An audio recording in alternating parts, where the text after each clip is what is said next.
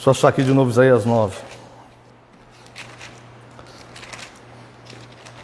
Amada Igreja do Senhor Jesus Cristo, venho vos proclamar o Evangelho de Cristo, o Verbo, a Palavra.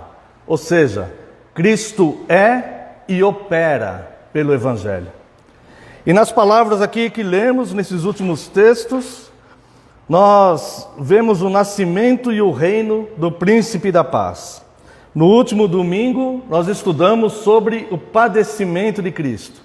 Hoje nós vamos falar um pouco do nascimento de Cristo e da sua morte.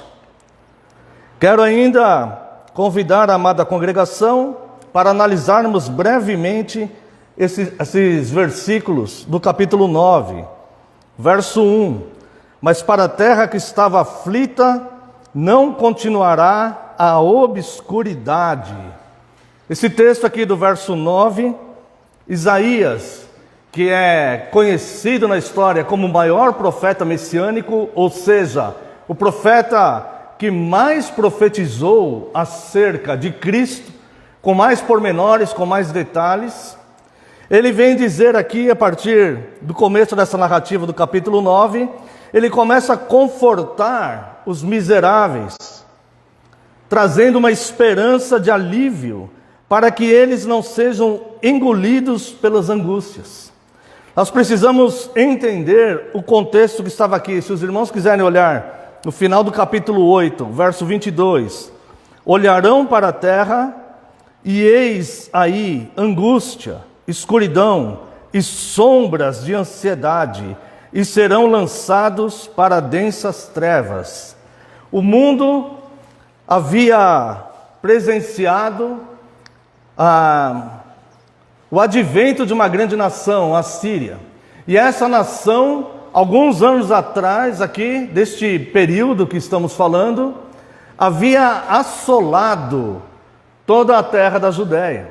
Os hebreus, levado cativo, vários deles, levado as mulheres cativas e os homens cativos, e diminuído o povo em número e na extensão do território que eles tinham. Precisamente 2 reis fizeram isso. Tiglat-Pileser, não vou ler por questão de tempo, mas depois, se os irmãos quiserem, está no segundo livro dos reis, capítulo 15, e Shalmaneser, que está também no segundo livro dos reis, capítulo 17. Primeiro, Tiglat-Pileser assolou a Judéia. E depois, Shalmaneser, ele, levando cativos, eles diminuíram, somando essas 2 investidas desses 2 reis assírios, eles diminuíram o território de Israel e diminuíram o número do povo também. Então, quando Isaías ele traz essa profecia acerca de Cristo que viria ainda, que viria a nascer, ele está nesse cenário de desolação e angústia. Então Isaías, ele de fato, ele conforta aqueles miseráveis pela esperança de alívio, porque eles estavam sendo engolidos pela angústia. É um fato que Cristo já nasceu há 2000 anos atrás. É um fato que essa palavra se cumpriu. Isso é um fato. Mas também é um fato que, apesar de Cristo ter nascido há 2000 anos atrás, muitas pessoas, irmãos, não poucas, muitas pessoas no mundo estão sendo engolidas pelas angústias. Muitas pessoas no mundo estão vivendo de forma obscura. Muitas pessoas no mundo estão mergulhadas numa depressão terrível.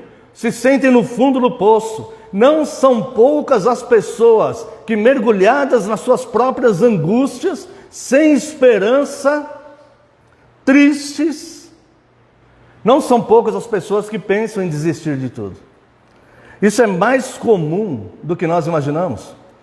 Mas a mesma mensagem de esperança, a mesma luz do mundo que veio para iluminar o coração daqueles que estão mergulhados em trevas,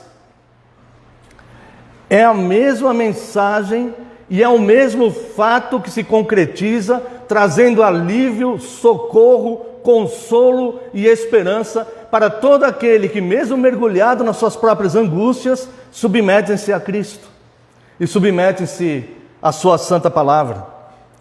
Nós vemos aqui que, ao acalmar a amargura dessas punições que o povo sofria, desta opressão que o povo sofria, Isaías incentiva-os a esperar o favor de Deus. Matthew Henry disse certa vez, Matthew Henry é um teólogo, da história da igreja, ele disse certa vez: aqueles que estão fora do Evangelho andam nas trevas e no maior perigo, mas quando o Evangelho chega a qualquer lugar, a qualquer alma, a luz vem. E quando a luz vem, irmãos, quando Cristo é glorificado no coração, na alma e na mente de um indivíduo, não só a luz vem, mas a esperança vem, a confiança vem, e começa a haver uma transformação de dentro do indivíduo para fora. E essa transformação vai acontecer justamente por causa das características que nós vamos olhar aqui mais adiante neste texto, que Isaías descreve.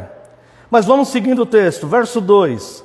O povo que andava em trevas viu grande luz, e aos que viviam na região da sombra da morte, resplandeceu-lhes a luz. Ou seja, uma mudança de estado e de perspectivas começa a acontecer na vida daquele povo angustiado.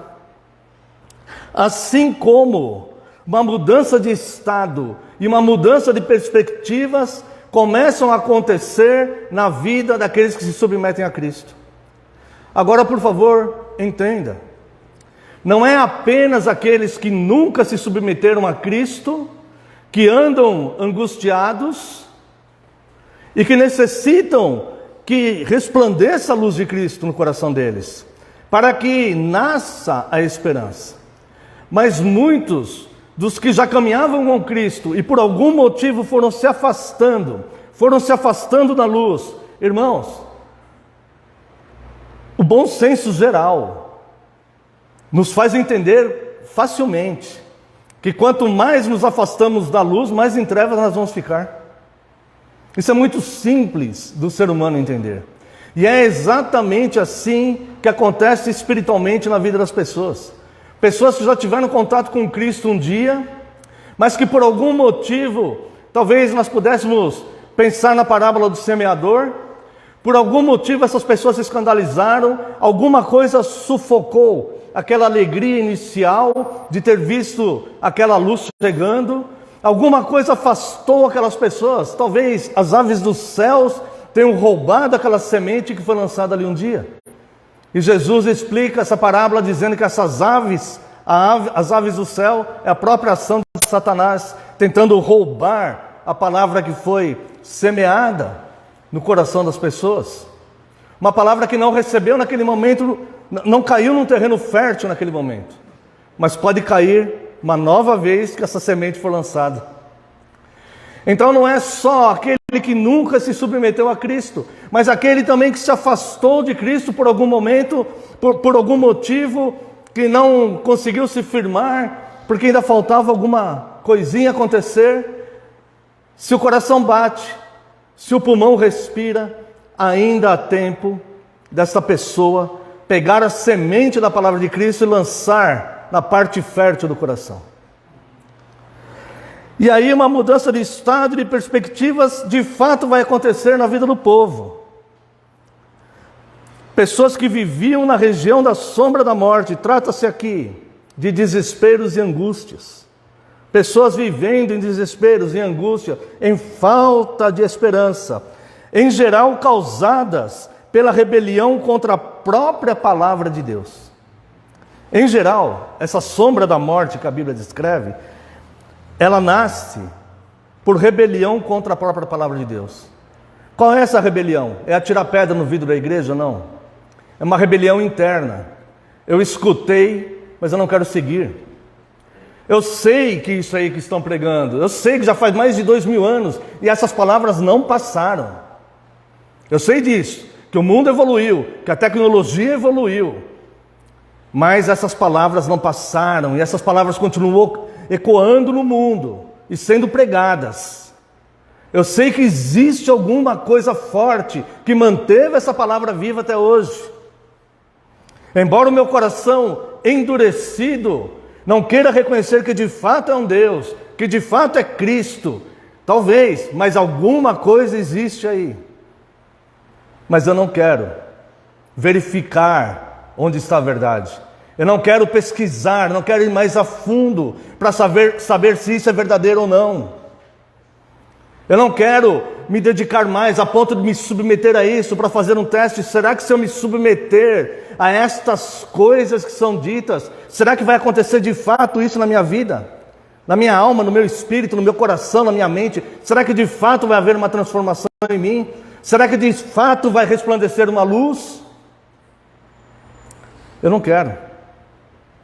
Eu não quero. Talvez eles sejam fanáticos. Talvez seja a religião deles.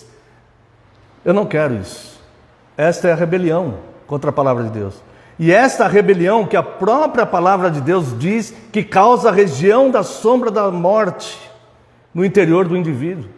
Eu quero convidar a amada congregação para vermos aqui no Salmo 107, verso 10. Salmo 107, vamos ler aqui do verso 10 ao verso 16.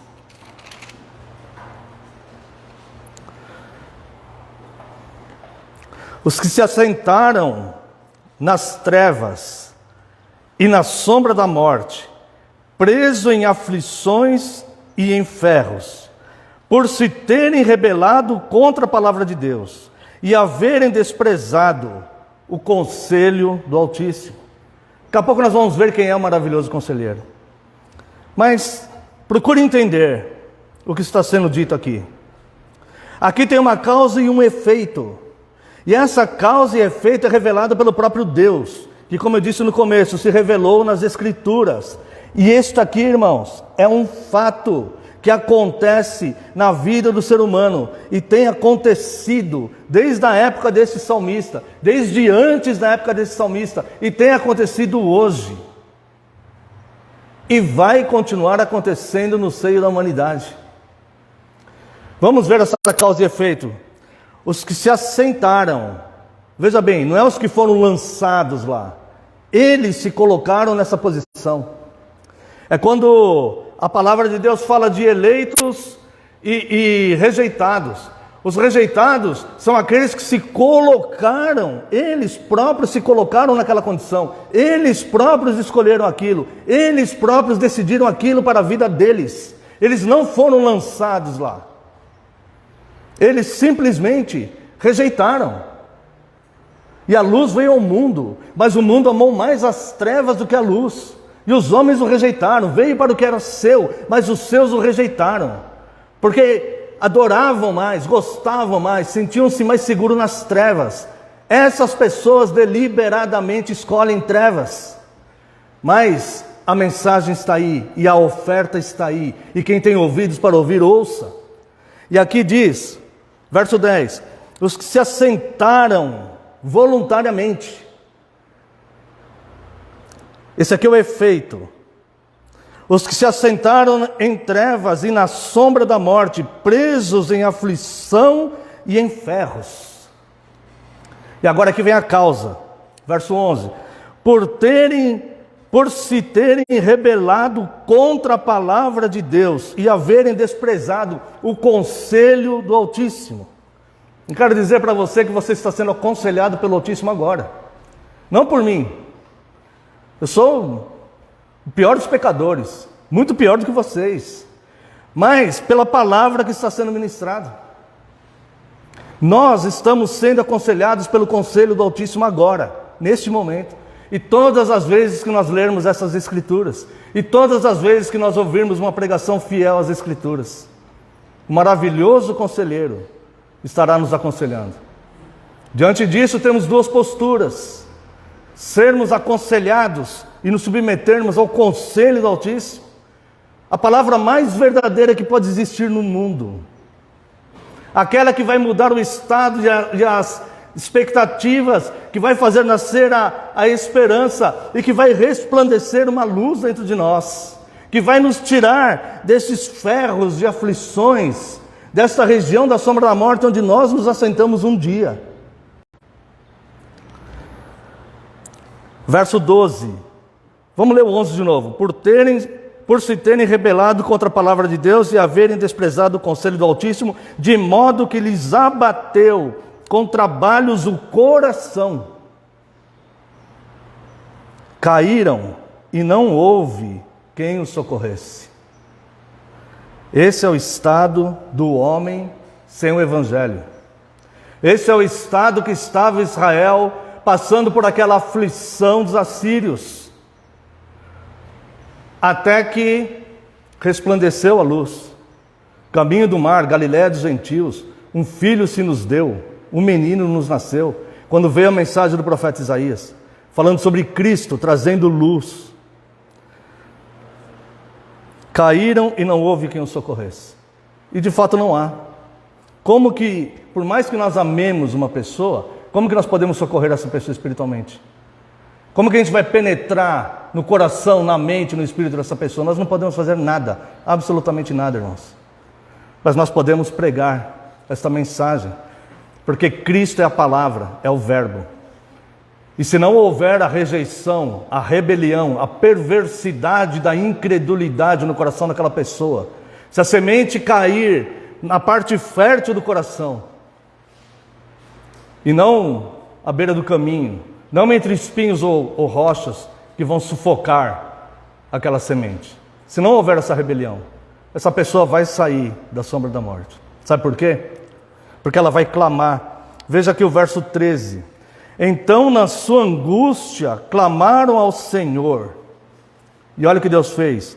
E Ele os livrou das suas tribulações, tirou-os das trevas e da sombra da morte, e lhes despedaçou as cadeias. Rendam graças ao Senhor por sua bondade e por suas maravilhas para com os filhos dos homens, pois arrombou as portas de bronze e quebrou as trancas de ferro. É só Deus que pode fazer isso na tua vida e na minha.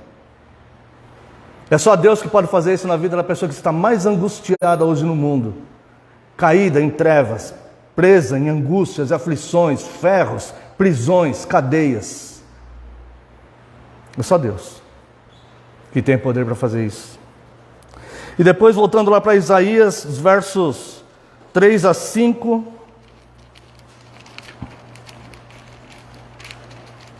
Voltar lá para Isaías 9. Versos 3 a 5. Tens multiplicado este povo. Lembra que o povo havia diminuído, eles haviam diminuído o território e o número do povo.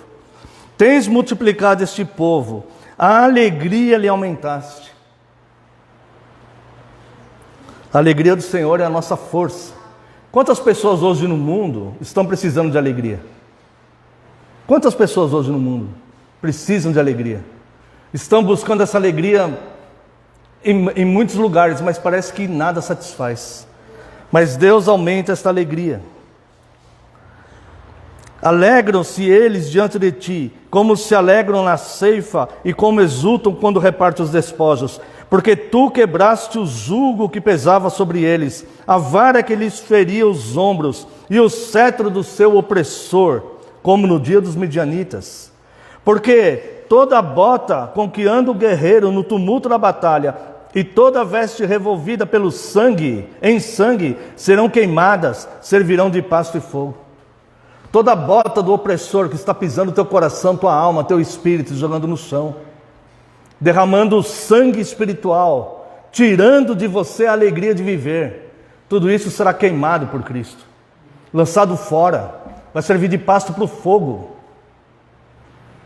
É reputado em nada, porque Cristo ama aquele que ele veio buscar e salvar. Ele ama, ele fez isso por amor. Ele poderia ter abortado a missão, ele poderia não ter aceito a missão, mas isso estava determinado antes da fundação do mundo, irmãos. Impossível imaginar que amor é esse. Um amor tão maior. A gente imagina nós, o amor que temos pelos nossos filhos, né? Mas eu quero te dizer, irmãos, que eu não compreendo o amor de Deus, mas eu posso te assegurar que Ele é muito maior do que o amor que nós temos pelos nossos filhos e pelos nossos netos. Parece impossível, né? Como ter um amor maior do que esse? Mas sim, tem. Porque Ele enviou Seu próprio Filho por amor a nós não faríamos isso. Ele nos amou demais, por causa do grande amor com que nos amou, e por ser rico em misericórdia, Ele enviou Seu próprio Filho por nós. E aí vem o verso 6, porque um menino nos nasceu, um filho se nos deu, e o governo está sobre os seus ombros. Entenda isso, é Ele que governa a história. Hebreus capítulo 1, verso 3, o universo, todas as coisas são sustentadas pelo poder, pela força do poder da palavra de Cristo. Todas as coisas são sustentadas ali. Não cai um pardal do céu sem que Deus determine que isso aconteça. Não há nada mais consolador do que isto. Me render àquele que vai trazer alegria para mim, aquele que vai resplandecer luz na minha vida, que vai trazer esperança, novas perspectivas, mudar o meu estado de estar sentado nas regiões das trevas, preso em angústias e ferrolhos de aflições. Trocar por aquele que vai me trazer todos esses benefícios é o que governa todas as coisas. Ou seja, é impossível que alguém me roube isso. É impossível que alguém me separe desse amor, conforme vemos lá em Romanos, capítulo 8, 32 e 39. Não há nada que possa me separar desse amor, não há nada que possa me separar dessa satisfação, desta luz de estar em Cristo. A minha vida mudou, renasceu, algo aconteceu. Não tem mais a bota do opressor pisando no meu coração. O governo está sobre os seus ombros, e o seu nome será Maravilhoso Conselheiro. O Salmo 119, verso 105, fala que lâmpada para os meus pés é a sua palavra. O Salmo 1, verso 1, fala que nós não devemos andar segundo o conselho dos ímpios. Por quê? Porque existe um maravilhoso conselheiro.